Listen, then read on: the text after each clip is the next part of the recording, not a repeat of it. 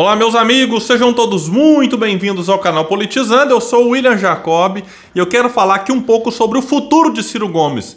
O Carlos Lupe deu uma entrevista para a Carta Capital ontem, disse que vai se encontrar com o Ciro na próxima semana. E eu quero trazer aqui alguns palpites, para vocês até comentarem aqui embaixo o que vocês acham, concordam, discordam.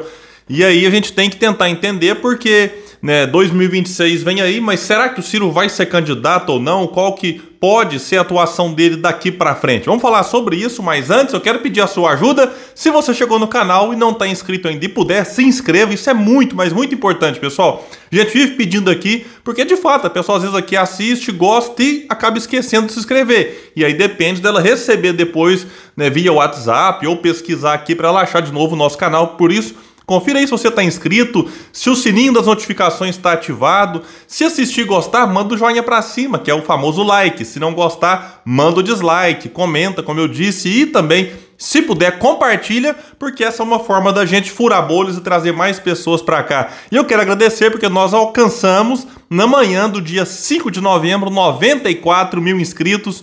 Muito obrigado a todos aqueles que já estão aqui. Pessoal, vou começar trazendo o trecho de uma entrevista de Carlos Lupe à Carta Capital. Não quero comentar outras partes aqui, eu acho que talvez em outro momento, quando as coisas ficarem um pouco mais claras, a gente comenta a possível participação do PDT nesse governo. Foi falado também um pouco sobre essa possibilidade de ter um bloco PDT-PSB que pode gerar aí no futuro próximo uma federação e quem sabe no futuro uma fusão, mas quero esperar alguns desdobramentos sobre isso. Então vamos tratar aqui especialmente sobre Ciro Gomes, porque o Lupe foi questionado como que o partido encarou esse movimento do Ciro entre o primeiro e o segundo turno e também sobre o futuro do Ciro. Vamos trazer aqui em seguida, eu trago os meus palpites, até baseado no que o Ciro já falou depois do primeiro turno. Vamos lá. Do segundo turno. Essa postura de Ciro era esperada e foi recebida de uma forma tranquila, positiva pelo conjunto do PDT? Amigo, nós temos que respeitar a individualidade de cada um. Nós temos que respeitar o sentimento de cada um, a compreensão de cada um. O Ciro se sentiu, e na minha avaliação, com razão em muitas coisas, muito machucado desse processo eleitoral. Eu me lembro, você, um jornalista inteligente que acompanha, com certeza se lembra, que o voto útil foi direcionado para o enfraquecimento do Ciro. Eu costumo dizer o seguinte: quem bate não lembra, mas quem apanha não esquece. Esse é o ditado popular. Ou seja, ele tem os machucados dele. Agora, ele não se negou a declarar o apoio, seguindo a orientação do partido. Ele não se declarou, ele se recolheu, ficou recolhido dentro de casa, porque ele achava que para ele era uma afronta a tudo o que ele sofreu fazer uma campanha mais ostensiva. Mas todos os candidatos do partido fizeram, os nossos candidatos a governador que ganharam, que perderam, senador, deputado, a instituição, que nessa hora é mais importante que a pessoa física, participou ativamente. E nós respeitamos o direito do Ciro de se manter reservado nesse processo. Bom, eu não quero nem entrar nesses detalhes, já fiz um vídeo específico sobre isso, sobre a postura de Ciro Gomes, então, para esse vídeo aqui não ficar muito extenso, vou apenas deixar o comentário dele sem acrescentar, com mais profundidade, outros motivos, como a questão que envolveu lá o Ceará, a questão familiar e outras mais aí. Vamos aqui avançar, que vai ter uma outra pergunta aqui importante. E o senhor já teve oportunidade, presidente, de conversar com o Ciro Gomes após a eleição, no sentido de projetar o que serão os próximos 4 anos de Ciro Gomes sob o governo Lula? O senhor entende que ele volta a se candidatar à presidência? O que o senhor espera para os próximos anos de Ciro? Olha, eu tenho conversado permanentemente com o Ciro. O Ciro não é só um coadjuvante, ele passou a ser um irmão da minha vida. Deixa eu fazer uma pausa aqui, porque o Ciro, quando foi fazer quando foi dar a entrevista, logo após ter votado ali no segundo turno, o Ciro começou até agradecendo ao Lupe, e a gente observa nas redes sociais, muita gente crítica do Lupe e, em alguns aspectos, até da forma correta. Ok, político, dirigente partidário, é normal, é natural a gente observar críticas aqui e ali, isso faz parte, e às vezes a pessoa discorda de um movimento ou outro, tá tudo normal, mas eu quero trazer aqui um ponto importante, pra gente ser bastante justo, é porque, apesar de toda a pressão que existiu dentro, por conta de alguns interesses de alguns quadros do partido, isso foi colocado pela imprensa, durante a pré-campanha e também durante a campanha, até uma pressão externa para que o partido não desse, digamos assim, não colocasse a candidatura do Ciro até o fim, para que ela fosse retirada. E o que acontece? A gente tem que ser justo, porque a gente observa muitas críticas, mas também é bom ponderar né, que o Lupe, a gente conversa com várias pessoas dentro do partido, o Lupe segurou firme e manteve a candidatura do Ciro até o fim.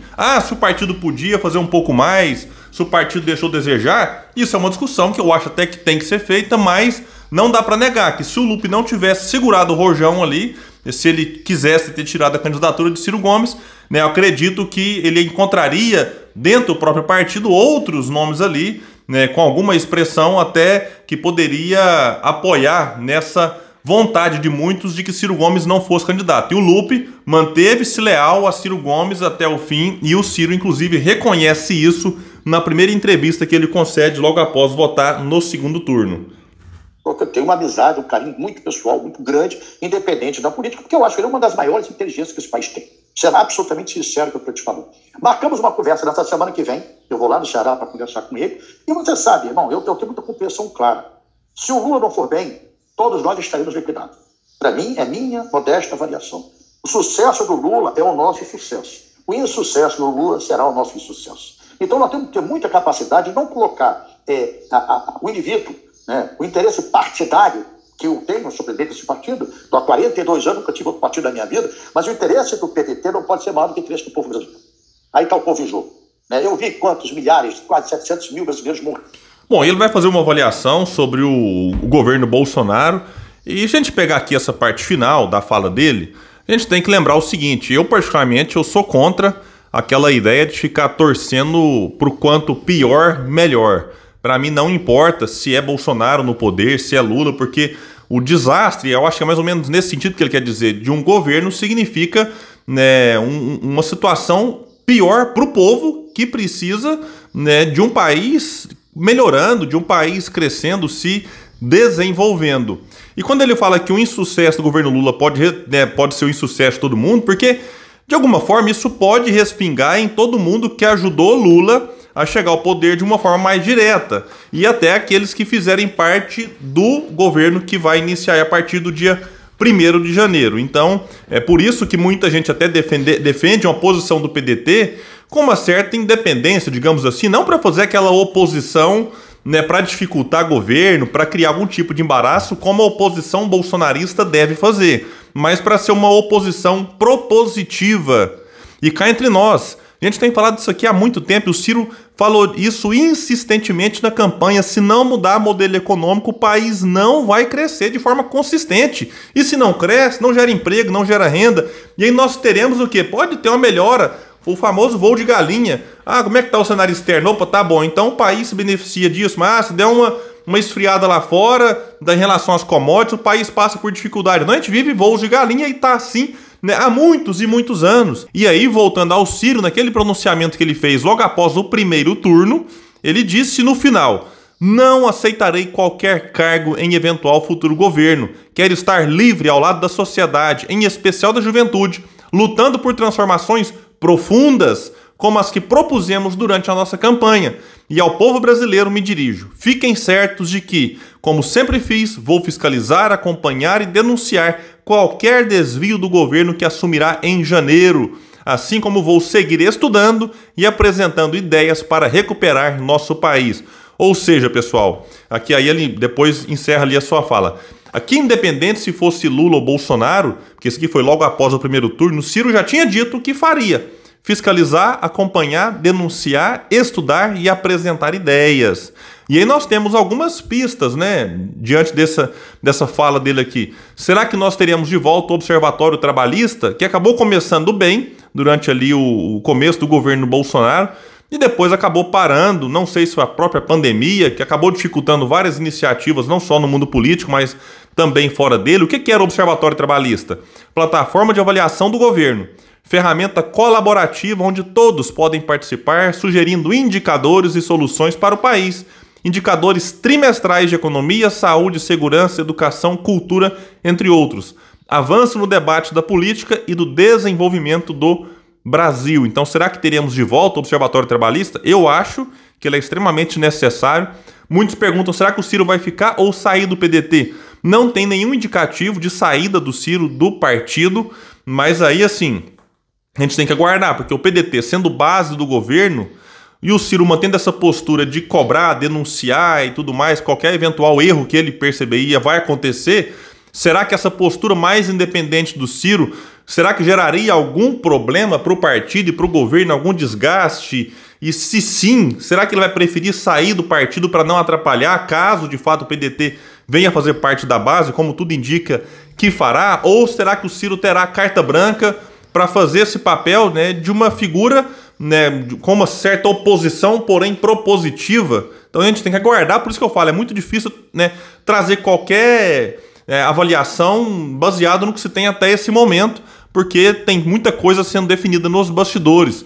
Agora, um outro ponto, independente disso, da situação partidária, será que vem aí um novo livro ou uma nova edição do Projeto Nacional Dever da Esperança? O Ciro já tinha dito algumas vezes antes, aí na pré-campanha, de que sim, nós teríamos novas edições, atualizando ali alguns números. Então eu acho que isso aqui vai acontecer.